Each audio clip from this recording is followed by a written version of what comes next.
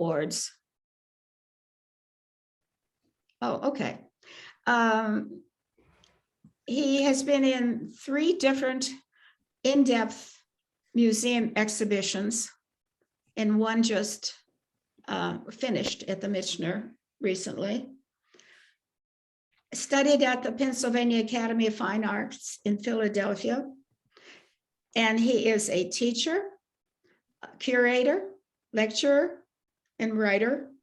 He's hosted a radio interview program. And if you get the Icon magazine, he's been since I don't know how long ago you've been doing that, since 2005.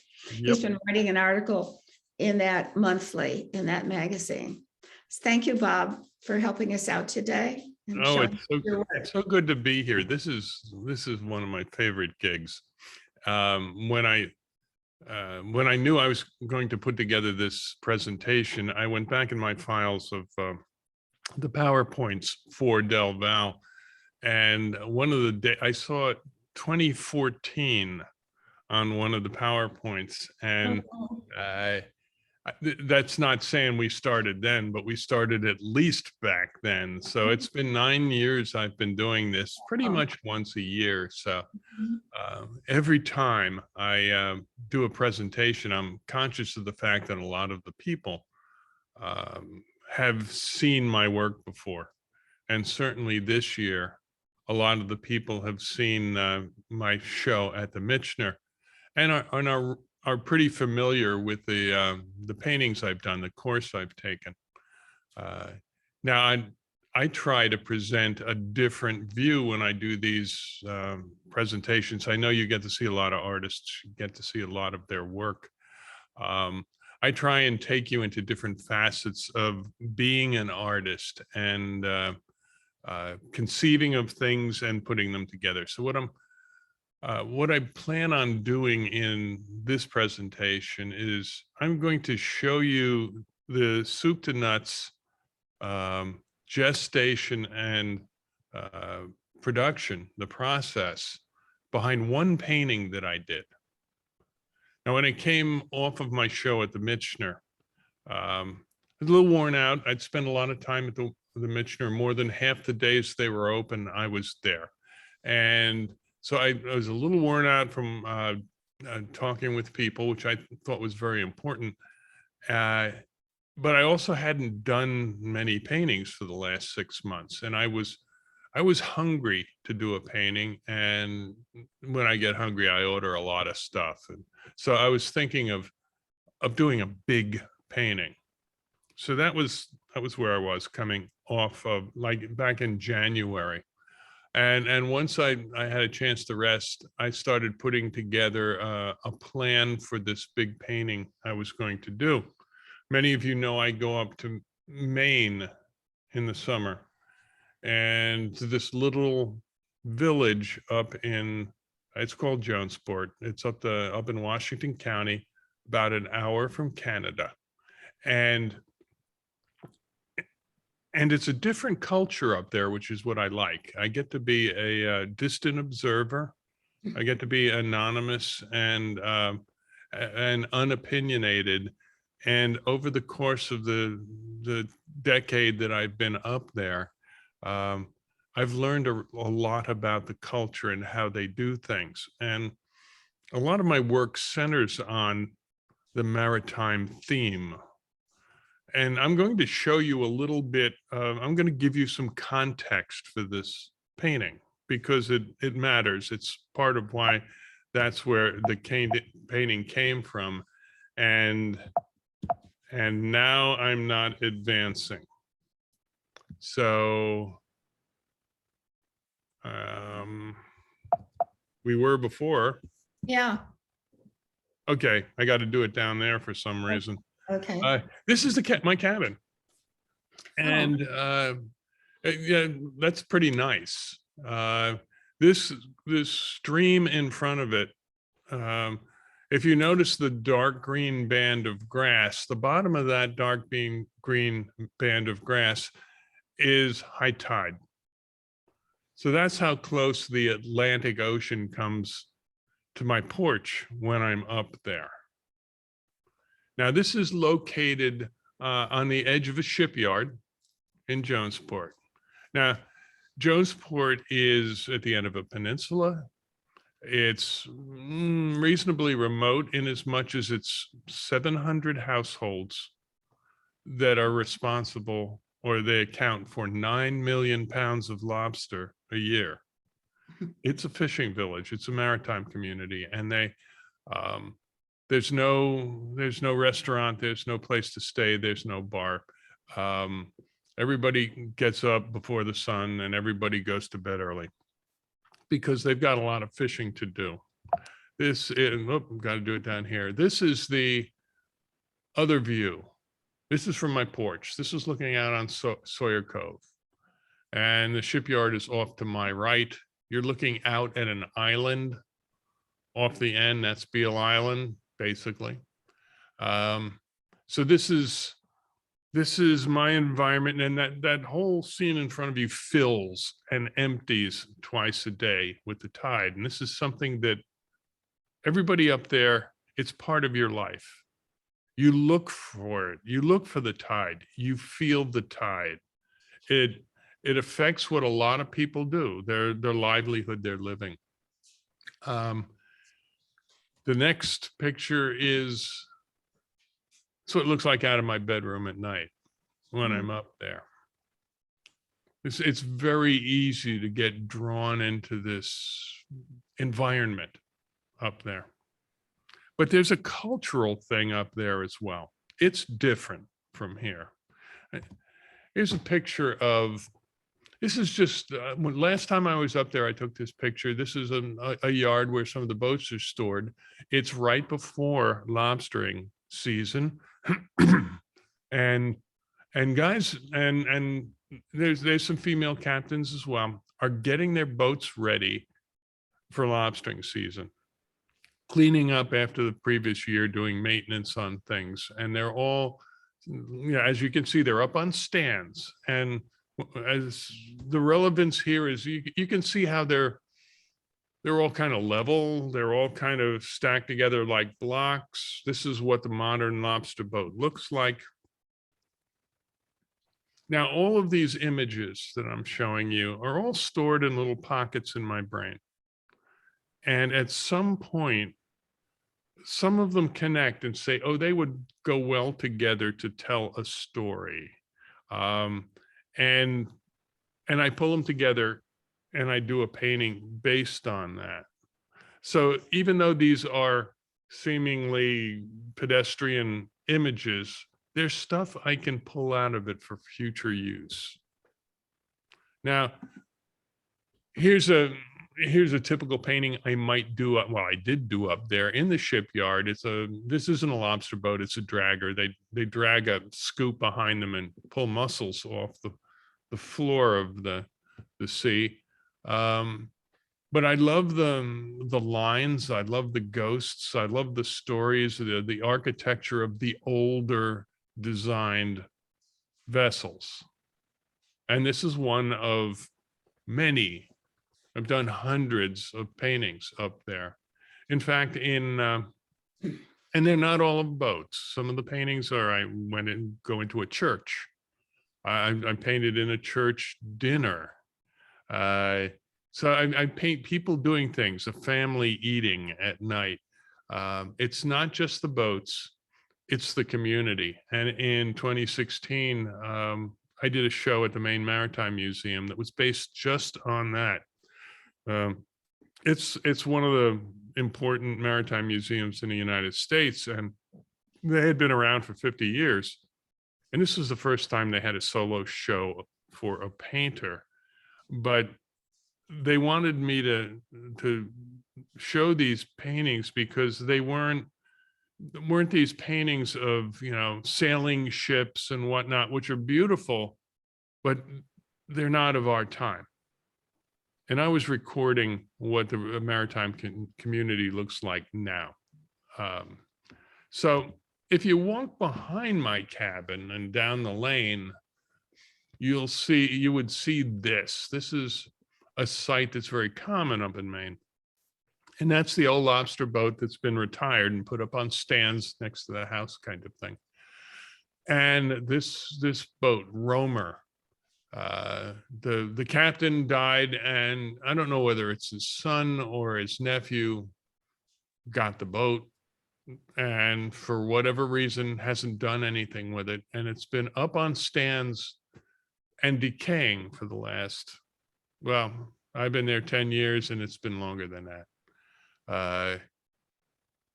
What I like about this is walking past it, this gives me this opportunity to see the boat from a vantage point I wouldn't normally see it. If it was in the water, if it's in the yard, whatever. This, it's on these, it's leaning forward, kind of nose down. It's kind of leaning to the right. It almost looks like it's sailing the land. So every time I would walk past this boat, I'd take a picture of it. I don't know about you, but I know some of us, we see something we like and take pictures of it just to engage it. And we may come back and see it again and again and again. It could be down the street from us. And even though we know we've got 100 photographs of it, we take pictures of it again. And this is one of those things with me. So here's Romer. Gives you an idea what lousy shape it's in. It's coming apart. It's at the point where it makes no sense to try and save this boat. There's things happening inside in the framework and the stern, I'm sure, that would make it just ridiculously expensive, and you'd end up replacing all the boards in it.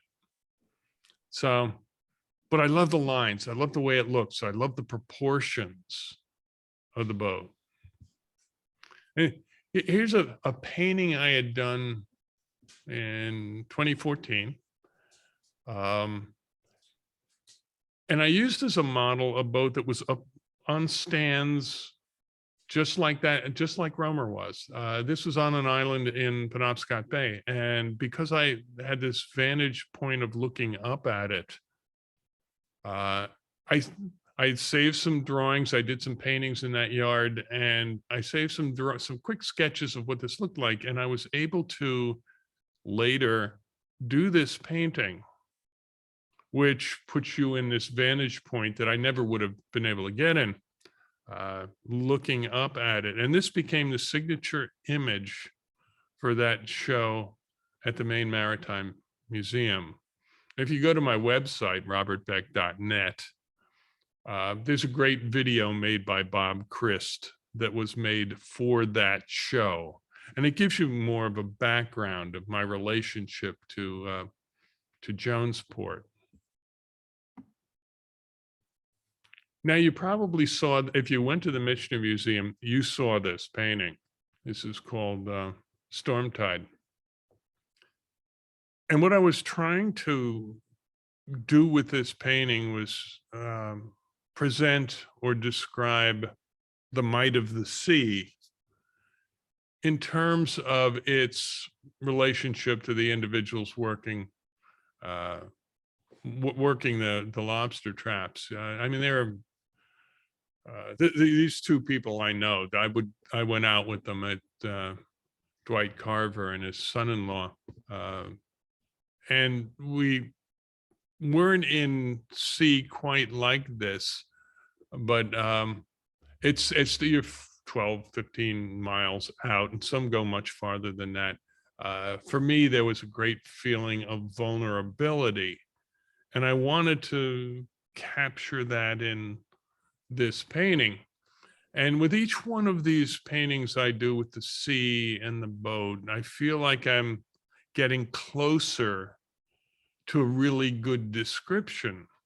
And there's so many different ways of describing it and so many different feelings that I'm very proud of this painting and I'm glad I did it, but I don't feel it's my last one addressing the subject. So I have these strong feelings about the place and the images, and I'm deciding this is going to be my subject for this big painting coming off of the museum show. and reestablishing myself in the studio. So, like I said, every time I walk past this boat, I take a picture. So I have all of these pictures and I'm looking at them, trying to decide, okay, each one of these gives me a different picture in my mind. The upper right, I can almost see this at a wharf because of the attitude of it. Upper left, I can see it going through the sea with a following sea, a wave sort of coming up behind it and how it lifts the back of the boat and pushes it kind of forward like a surfboard. And what does that look like? And then the one at the bottom, which was the original photograph I showed you, I just like the way it has this tossed look. And so I decided that was probably the one I was going to use. And I got a bunch of pictures I have of the sea. I have pictures of everything, so pictures of the sea. And so I would lay this on top of those, just physically print them out, lay them on top of each other and slide them around and see if there's anything that spoke to me. And this spoke to me. So I laid this on that sea painting and I said, yeah, that's the tossed feeling. Now, what I can get from this is that shape, the dimension, the proportion, the relationship. But I'm not interested in painting the boat like that. But this is where my start's going to be. And as I've said before, I don't begin a painting when I know where I'm going to end up. I begin a painting when I know where I'm going to start. And once I start, I will invent, make discoveries, make a lot of mistakes, come up with solutions to the mistakes, and I'll end up someplace. And I'm not interested, I don't care if I end up in the place I thought I might. I care if I end up with a good painting. So this is all in search now of taking this idea and making it better, bringing it to life and making it the best that I can make it.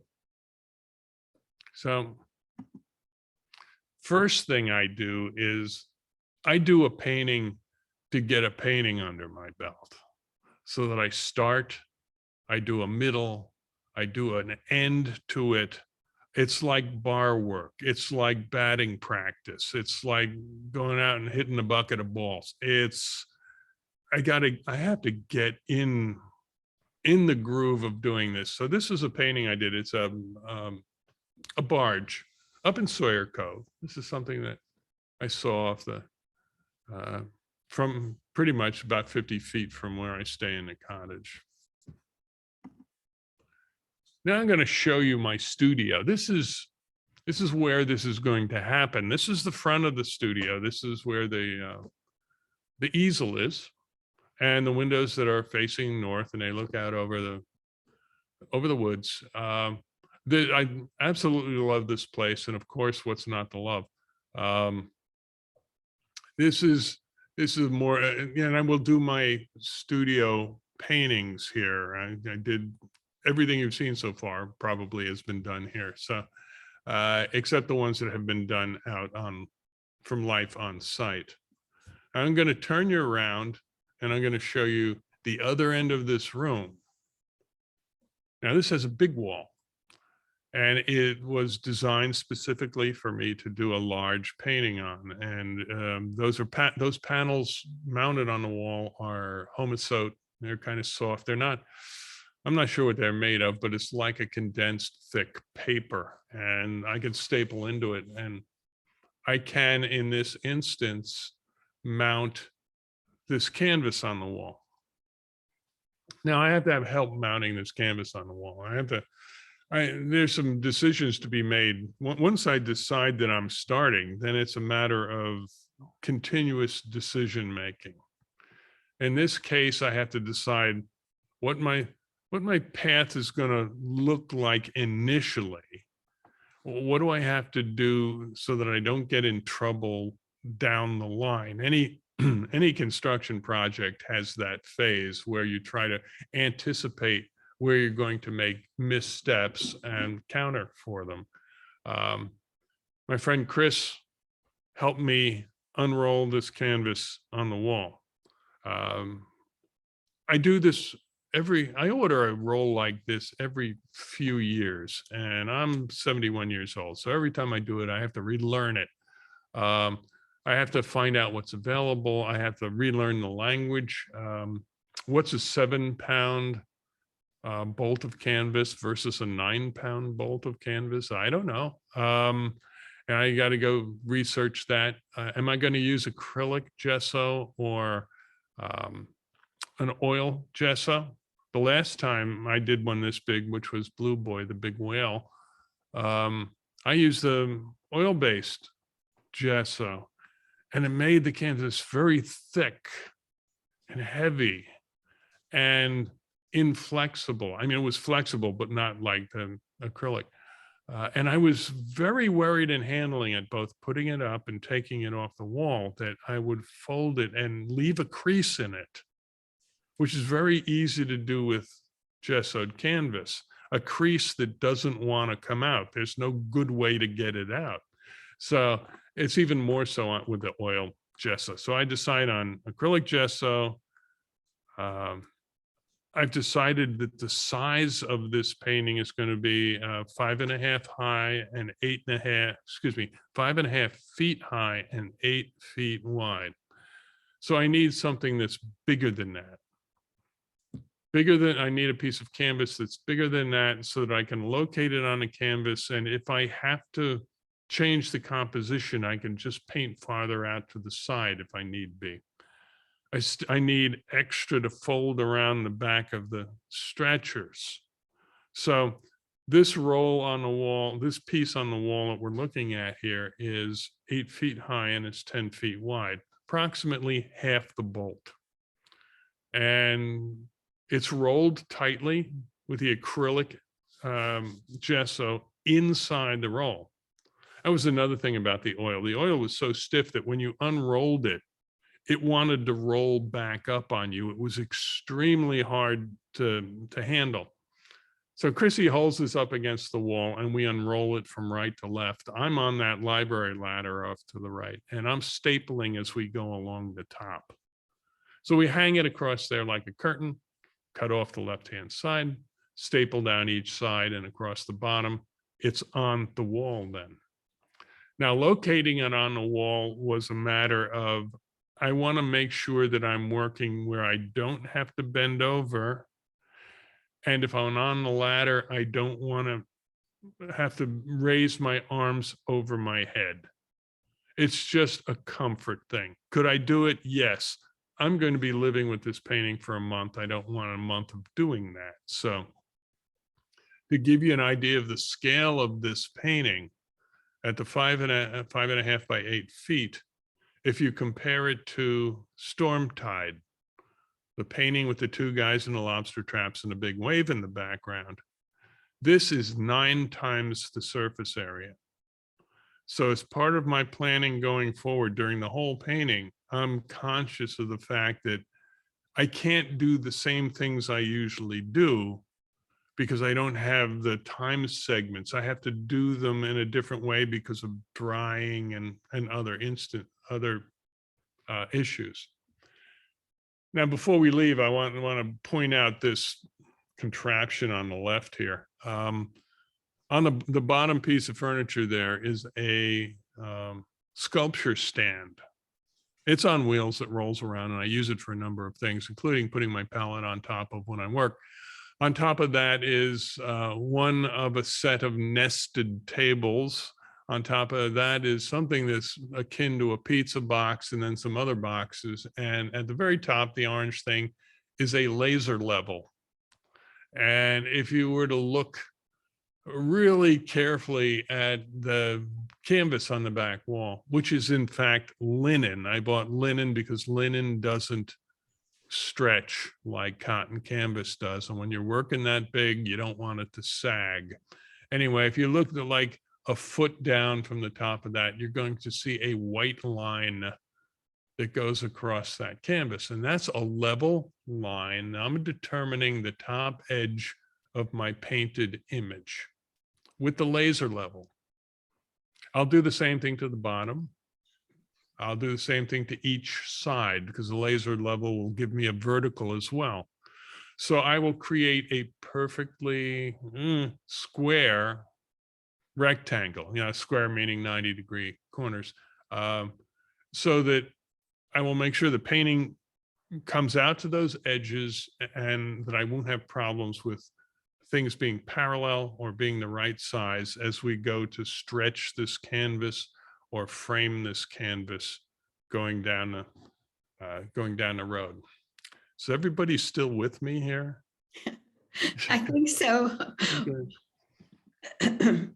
Yes, this is fascinating. Okay, we're going to get to the painting really soon. And again, if you have any questions about the specific thing I'm talking about, I'm more than glad to address that as we go forward. And the larger questions about the meaning of life, we can hold them to the end. You might notice this. I have two trees here.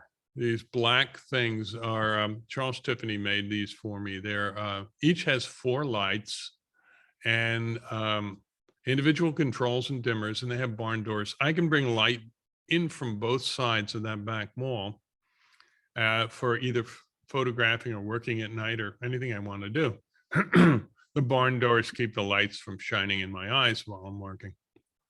And they've been very helpful to me. Okay, move forward. Okay, it's time for painting the background on this. And this is me painting a color on the canvas. I had another decision I had to make was, do I paint on a white surface or do I paint on a toned surface? And my tone of choice is raw sienna. It's going to be thinned down somewhat.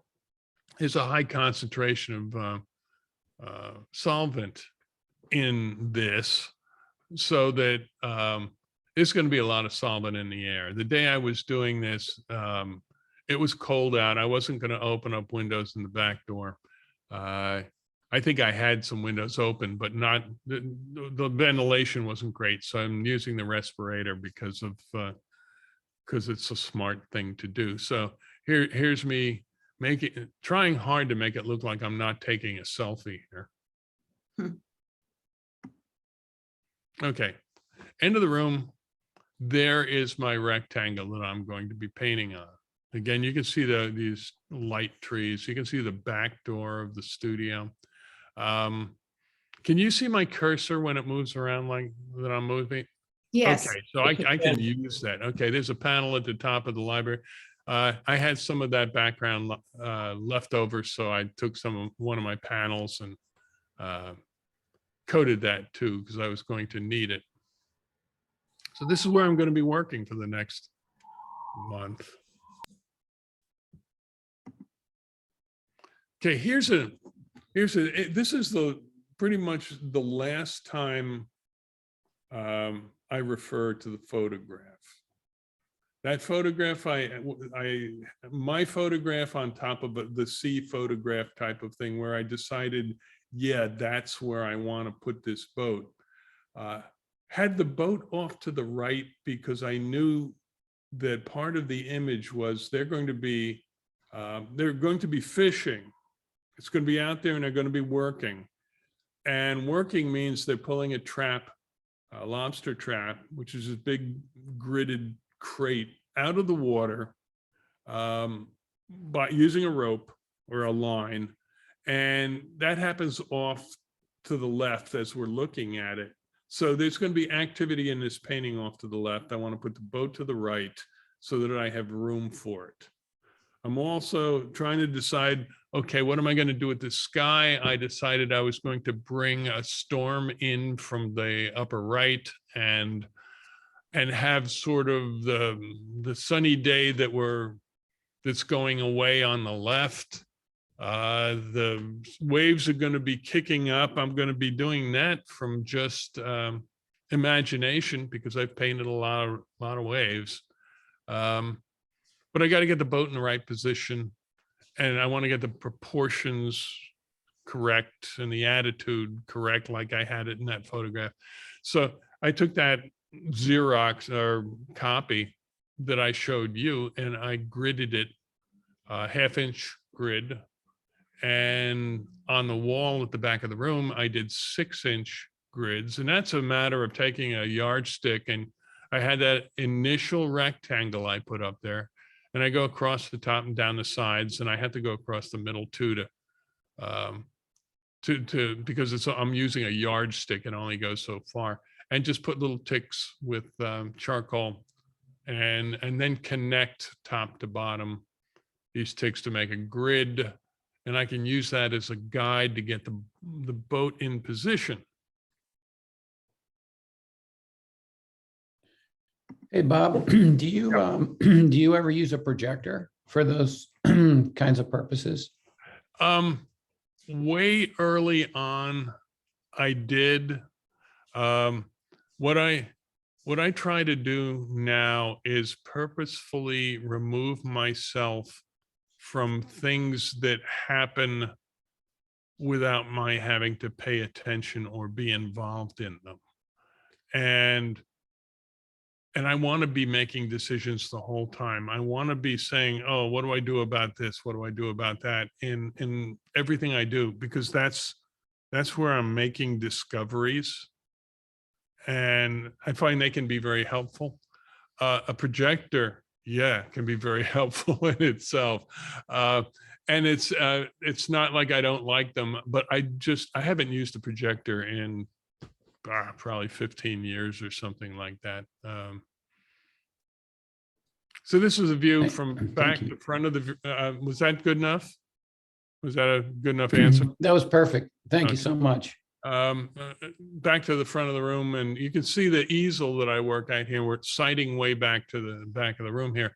And one thing I want to point out is if you go to the model stand, which is just to the left of middle, and you go down to the bottom of the model stand, you're going to see a reddish line that extends to the right across that floor. And that's a piece of red tape I put on the floor because just past that, the room goes down 2 steps. So there's that area where I'm painting is actually 1.5 feet lower than where I'm standing now. The red tape is there to catch people's eyes so they don't fall down into the pit there. Hey, Bob, Susan asked, how do you decide on the scale of a painting? In this case, a 1/2 inch to 6 inches conversion. How do you decide?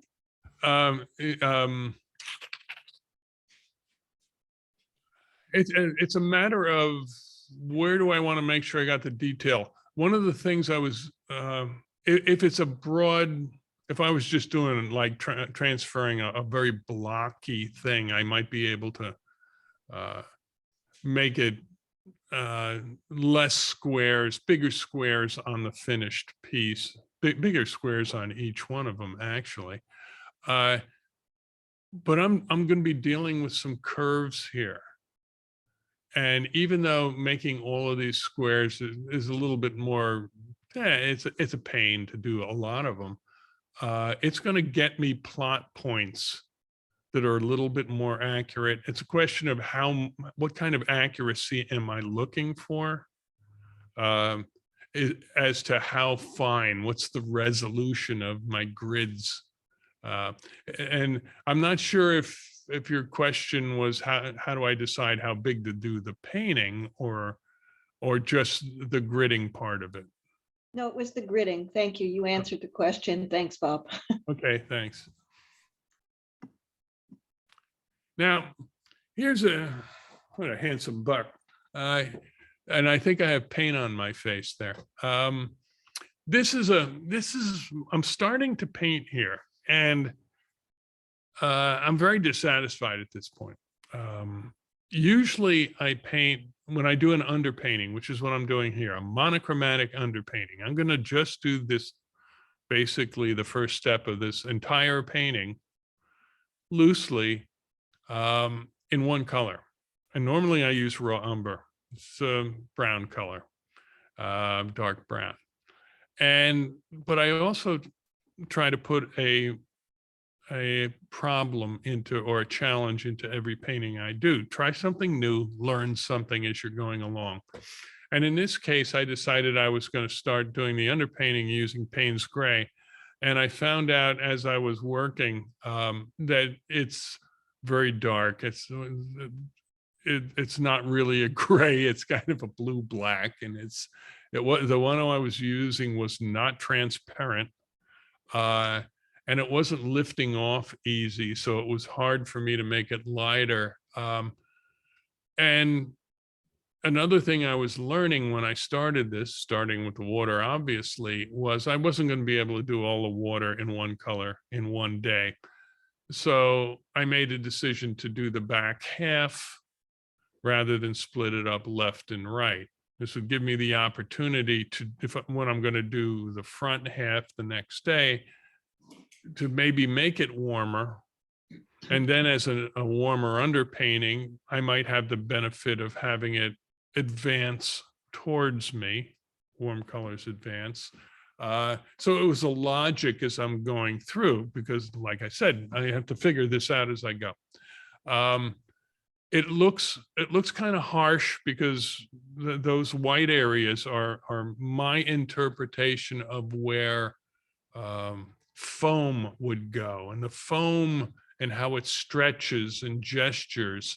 You can see that, especially on this side, gives you an idea of the thrust of the water, gives me a descriptive property.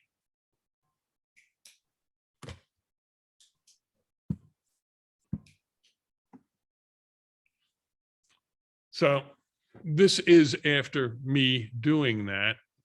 And you see the foreground part of it was done in raw umber. And when I stepped back and looked at it, I said, oh, this is awful. Look at that rectangle there in front of the boat. What is that? I don't know. I was just working too close, and I wasn't paying attention to the gestures and the curves and the swoops and this and that. And I don't know, there's something that's almost Edward Gorey about what's happening in front of that hull there that I don't like at all. But I know when I'm doing this, when I'm working my way through a painting, I know not to finish anything. The idea is to get that that colored area covered. I'm not really painting yet until I have the monochromatic painting down. It gives me a starting point where I can now relate the different parts to each other, balance them out in value and color. Right now, the job is to get it covered with a starting point. I just happen to hate what I did here, and I know I'm going to have to come back and do major surgery. So I move on. I'm going to do the hull next. Okay, this is, again, I reverted to the raw umber because the Payne's gray was such a bad idea. And my job, the thing I want to establish with this underpainting is I want to get that planking to look correct, because that's going to be one of my prime descriptors that's going to give you the volume and the shape of the boat. It's also, in doing this, it gave me something else to hate. I didn't like the dark hull. Looking at it, I realized, looking at this, going to the end of the room and looking at it, that I was cutting my picture in half. The horizon in this was too close to the middle to have a dark hull, which followed the line of the horizon. It's just like this wavy cut in the middle on top half, bottom half. It's going to look crappy. I am going to have to do something with that hull, which is not a dark hull. But the planking is looking pretty good. Everything still looks flat, but we've got a long way to go here. So next thing I do is scrub in the top, scrub in that dark storm coming in from the right. I also scrub a little up into the upper left because I'm very aware of corners. I don't want my viewer's attention to leak out the corners, and that can happen. Good composition doesn't let that happen. So having this dark up in here will keep you in the painting in a way that not having the dark would lead you out of it. Now, and I have in corners, I can't see my upper right corner here because I got pictures of people, but I'm blocking the corners here to keep you from leaking out of the painting. I put some people in, pretty much it's the same kind of people doing the same things as from Storm Tide. You can see this line coming down to what's a basket coming out of the ocean here. It's too small in this. I know I'm going to have to make that bigger. As I do these things, when I'm done, I can look at them and see what I have to fix in the next step. But like I said, there's no need to fix them in this step. What I need is a launching pad for the next correction, the next step. And of course, I've got the birds in here. I'll do a little correcting of that too. I tried some stuff to make this rectangle down here look different, and that didn't work. So I'm thinking like maybe I'm going to have to get rid of that whole thing. So you move us forward. May I ask what you mean by scrubbing? I'm not putting down strokes of paint when I'm doing that. I'm putting down a thin, I'm putting paint on it, and I'm just sort of scrubbing it with the end of the brush.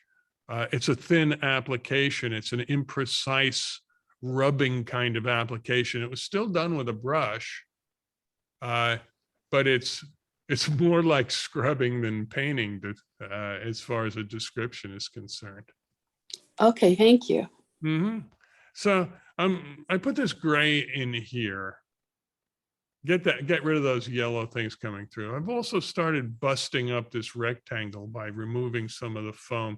This is still too much, but I don't want to make these heavy-handed changes. I want to work through them, go in a direction, understand where I'm going. This is taking a lot of time and a lot of energy. It's going to be four weeks of 7-day weeks, and I'm figuring it out as I go. There's gestures. So to me, this is so much fun. Trying to get some animation, trying to get the story, and I'm starting to see where my viewers' eyes are going to go in all of this. I'm starting to understand the story I'm telling and how it's going to be heard. And this is the meat of the process for me. This is what I love about painting. Now, I don't like the fact that, this is an exhaust stack here, and it looks like the bird's wing is sticking down the exhaust stack. We have to correct that. I don't like the dark radar unit up here. I'm going to change that. I'm going to make that light, and pretty soon I'm going to have to decide what to do about the hull. But I'm going to move forward because we're starting, things are going to develop rapidly now. Now I put the dark clouds, the storm clouds in, and this is starting to get a little bit exciting because what it has done is given me a background, and the boat you can see the boat starting to propel, come towards you. The boat is very flat at this point. It's almost still like a cutout, but with that background back there, we're still very monochromatic.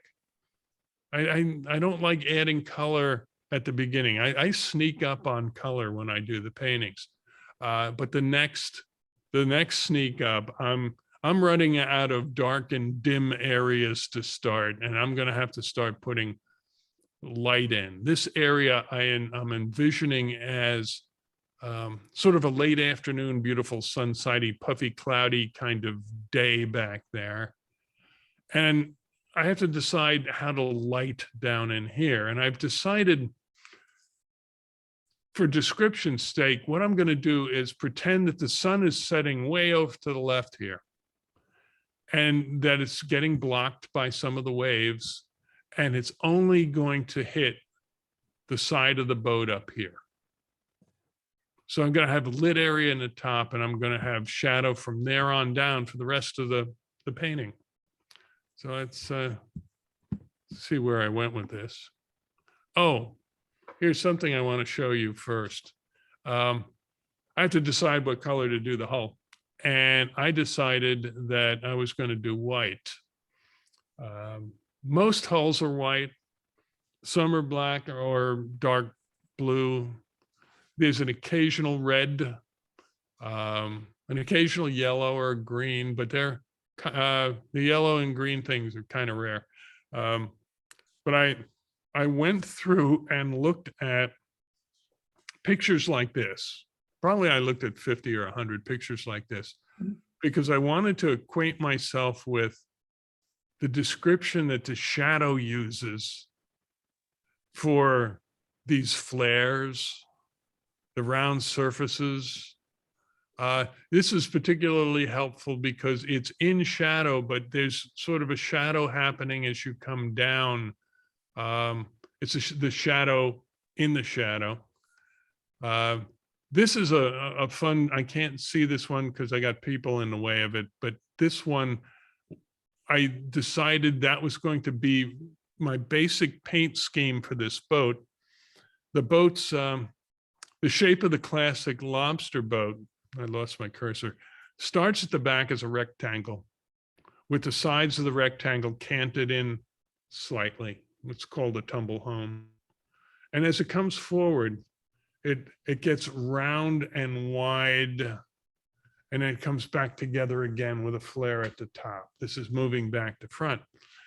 And that seeing that happen is all a matter of how the shadows, the intensity of the shadows, the intensity of the light, describing it. And this one gave me some good information on how that shadow's working. So I wish I had two more pictures between here and the finished product.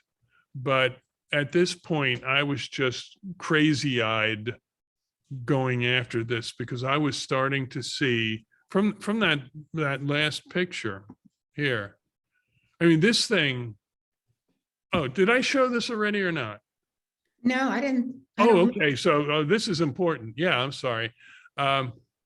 This is me putting in that sky at the background. This almost looks like an NCYS sky back here. A classic illustrated. You almost expect to see a pirate ship coming over the hill here. So I put this back in here with this nice blue sky, and you can see how I treated the light just clipping the top. So this is saying late afternoon. This is end of the day. I was able to, since everything else is going to be in shadow here, and it's going to be white. This is in this cabin. I'm actually mixing a different gray for the side of the cabin here than I am for the front of the cabin.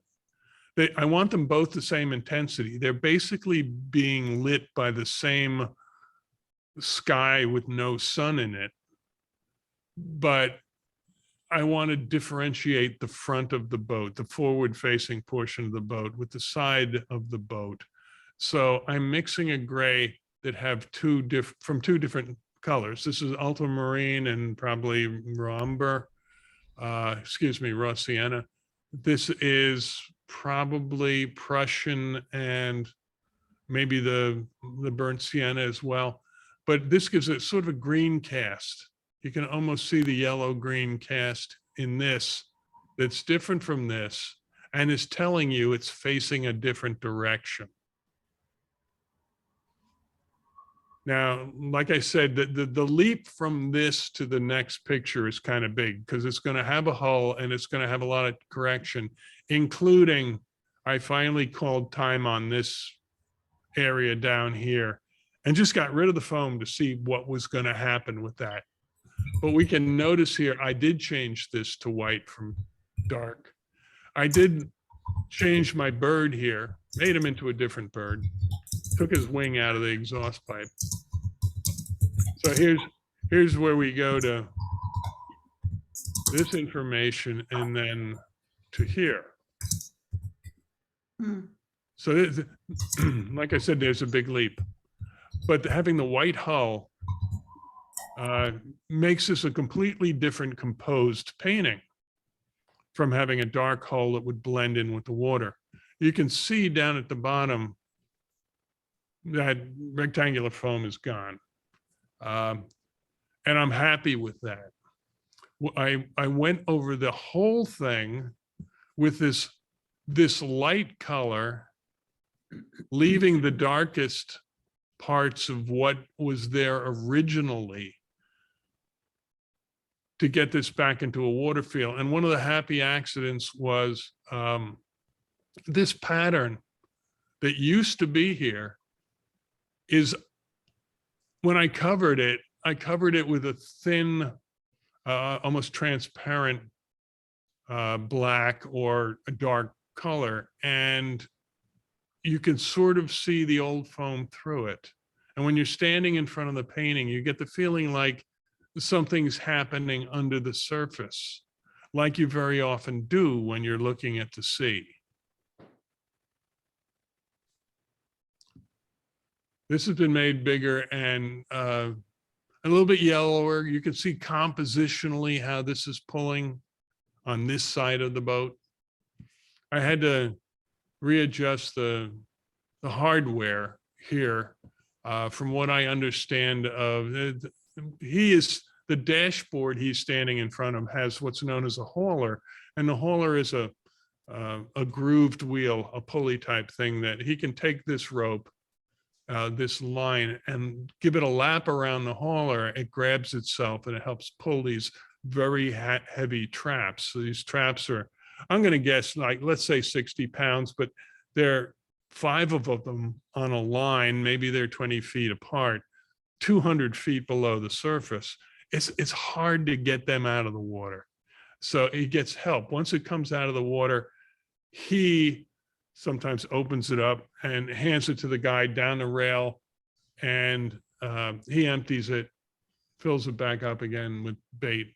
And when they got them all on the stern, all 5, then they toss them back in the ocean, back in the same spot. So I want to make sure this is correct logically. So I'll give you an idea of what the scale is on this. Here's me in front of my painting, a little tired.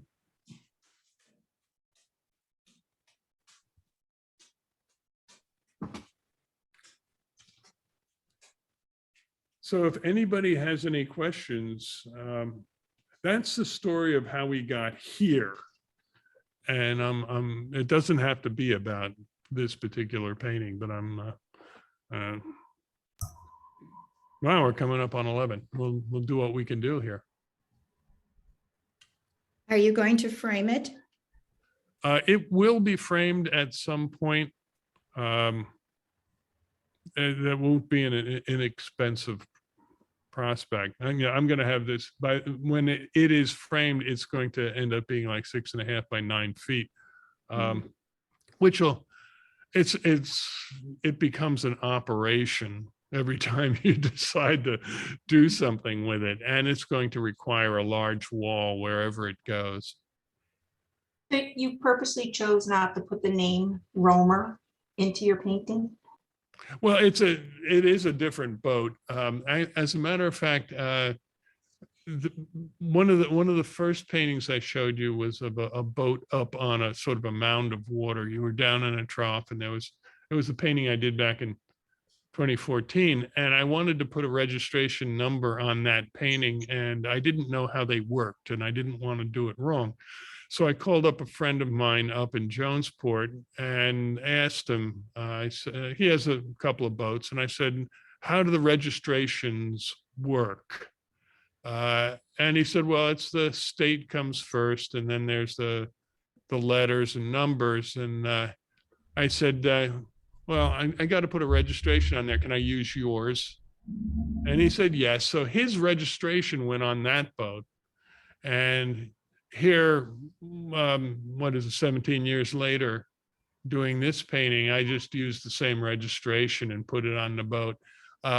I'm not thinking about what it's named on the back, but with those storm clouds coming and the fact that this is kind of an archaic, this is the way they did it. They've done it for 100 years. I called the painting Out of Time. I have a question about color. On one of the previous shots that you had the yellow in the left-hand corner. You were talking about how the sun was reflecting on the boat and the shadows. You turned that to a whitish grayish area. I'd like to know, is the yellow that's back there originally, is that a part of what you've improved upon in this part? What the yellow does is it serves as a unifying, I'm going to call it a drone. It's like in music, you might have a chord that plays in the background of something, or you might consider it a key or something. It's this unifying overall kind of thing. And if you look on in this area with these lines coming across here, you can see that background coming through. That yellow background is glowing through. I'm going to go over here. Mhm. Glowing through the painting in spots. It's an underglow that you know, I can see it down in here and over here, and that it wouldn't have that glow if I didn't have that on there. One of the paintings that I talked about the last time I was on was a painting I did in a ward in a COVID ward in a hospital. And I knew that I wanted the lighting to feel fluorescent, that kind of harsh and cold light that you might expect there. This wasn't a warm and cozy environment. So I did it on a white canvas or a white panel, a white substrate, so that it wouldn't have that warmth. It would have this coolness coming through. So it's just it's a feel for what key or what sensation do I want to suggest overall. And when you know it's there, you can find it everywhere. If you were standing in front of this, you'd see it. So you basically wouldn't have been able to get the feeling in the left-hand corner, what we're seeing with the blue and the white clouds and that little bit of a yellowish on the very edge of the painting. You wouldn't have been able to have that underlayment if you hadn't put that there. Yeah, to get to that, I would have had to have done it a different way. But if I had just done that in that area alone, it would be just for that area and wouldn't be this universal overall feel for things. I'm using it as an overall unified feel rather than than a spot effect. Thank you. Mm-hmm. How do you get this out of the, it's so big. Are the doors big enough for you to? Yeah, that door on the back of my studio leads to a ramp because I'm on the second floor. Mhm. Leads to a ramp that goes down into the woods, and it's an 8-foot door. And it will actually leave here rolled up.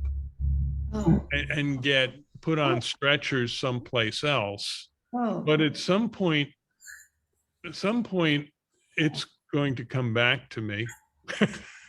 It'll come in that door. And then I hope it finds a home someplace so I can continue to use the back wall for something other than displaying this painting. So this is all acrylic? This is an oil painting on acrylic gesso. Oh, Yeah, the canvas is treated with acrylic gesso.